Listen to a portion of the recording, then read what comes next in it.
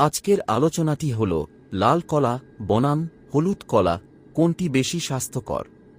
স্বাদ, উপকারিতা এবং দৈনন্দিন ব্যবহার সহ পুষ্টিগুণের সম্পূর্ণ তুলনা। লাল কলা বনাম হলুদ কলার নির্দেশিকা।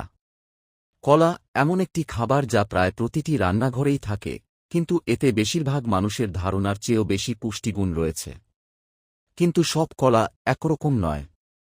পরিচিত হলুদ কলার পাশাপাশি এর গভীর ও সমৃদ্ধ স্বাদের আত্মীয় লাল কলাও রয়েছে। দেখতে দুটোই একই রকম হলেও স্বাদ, পুষ্টিগুণ এবং শরীরে এদের প্রভাবের মধ্যে পার্থক্য রয়েছে। তাহলে দৈনন্দিন খাদ্যতালিকায় কোনটির সত্যিই স্থান পাওয়া উচিত? এর উত্তর কোনো একটিকে বিজয়ী হিসেবে বেছে নেওয়ার মতো সহজ নয়। এটি নির্ভর করে শরীরের কী প্রয়োজন এবং ফলটি কিভাবে খাওয়া হচ্ছে তার উপর। হলুদ কলার দৈনন্দিন শক্তি। হলুদ কলা সবচেয়ে বেশি খাওয়া হয়। এর হালকা মিষ্টি স্বাদ এবং নরম গঠনের কারণে যে কোনো খাবারে এটি সহজেই অন্তর্ভুক্ত করা যায়। এগুলো বিশেষ করে এর পটাশিয়াম উপাদানের জন্য পরিচিত, যা হৃদযন্ত্রের স্বাস্থ্য ভালো রাখে এবং রক্তচাপ নিয়ন্ত্রণে সাহায্য করে। হার্ভার্ডের দ্য নিউট্রিশন সোর্স অনুসারে কলা পটাশিয়াম এবং ভিটামিন বি6 এর অন্যতম সহজলভ্য প্রাকৃতিক উৎস। এগুলোতে রেজিস্ট্যান্ট স্টার্চও থাকে, বিশেষ করে যখন এটি সামান্য কাঁচা থাকে। এই ধরনের স্টার্চ অন্ত্রের উপকারী ব্যাকটেরিয়াকে পুষ্টি যোগায় এবং হজমে সাহায্য করে। কলা পাকলে এই স্টার্চ প্রাকৃতিক চিনিতে রূপান্তরিত হয়, ফলে এটি সহজে হজম হয় এবং দ্রুত শক্তি সরবরাহ করে। কোনটি বেশি স্বাস্থ্যকর? একটিকে বেশি ভালো বলে আখ্যা দেওয়াটা লোভনীয় হতে পারে, কিন্তু দুটিরই ভূমিকা ভিন্ন। অ্যান্টিঅক্সিডেন্ট এবং রোগ প্রতিরোধ ক্ষমতা বাড়ানোর ক্ষেত্রে লাল কলা কিছুটা এগিয়ে থাকতে পারে। এর সমৃদ্ধ পুষ্টিগুণ ত্বকের স্বাস্থ্য উন্নত করতে বা অক্সিডেটিভ স্ট্রেস কমাতে সাহায্য করতে পারে।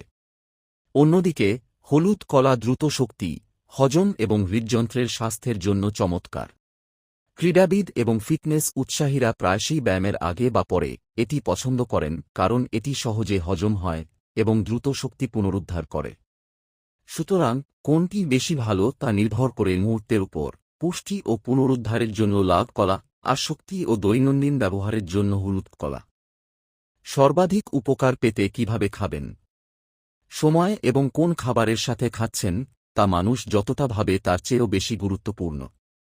সকালে কলা খেলে, বিশেষ করে বাদাম বা দইয়ের মতো প্রোটিনের উৎসের সাথে, রক্তে শর্করার মাত্রা ভারসাম্য রাখতে সাহায্য করে। কিছু মানুষের ক্ষেত্রে শুধু কলা খেলে শক্তির মাত্রা দ্রুত বেড়ে গিয়ে আবার কমে যেতে পারে। আংশিক কাঁচা হলুদ কলা অন্ত্রের স্বাস্থ্যের জন্য বেশি ভালো, কারণ এতে প্রতিরোধী স্টার্চের পরিমাণ বেশি থাকে। পুরোপুরি পাকা কলা, তা লাল বা হলুদ যাই হোক না কেন, পেটের জন্য সহজপাচ্য এবং দ্রুত শক্তি যোগাতে ভালো। লাল কলা পুরোপুরি পেকে গেলে সবচেয়ে ভালো খাওয়া যায়, যখন এর খোসা গাঢ় ও নরম হয়ে আসে। তখনই এর অ্যান্টিঅক্সিডেন্টগুলো শরীরে সবচেয়ে ভালোভাবে কাজ করে। কার কোনটি বেছে নেওয়া উচিত? যারা ক্লান্তিতে ভোগেন বা দিনের বেলায় দ্রুত শক্তির প্রয়োজন হয়, তাদের জন্য হলুদ কলা একটি সুবিধাজনক পছন্দ।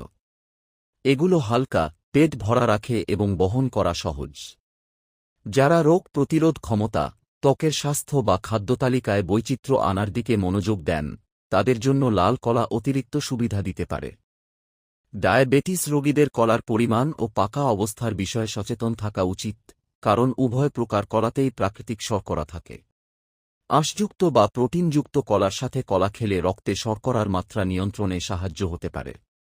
সহনশীলতা ও পছন্দের ওপর নির্ভর করে শিশু, বয়স্ক ব্যক্তি এবং অসুস্থতা থেকে সেরে ওঠা ব্যক্তিরা উভয় থেকেই উপকৃত হতে পারেন।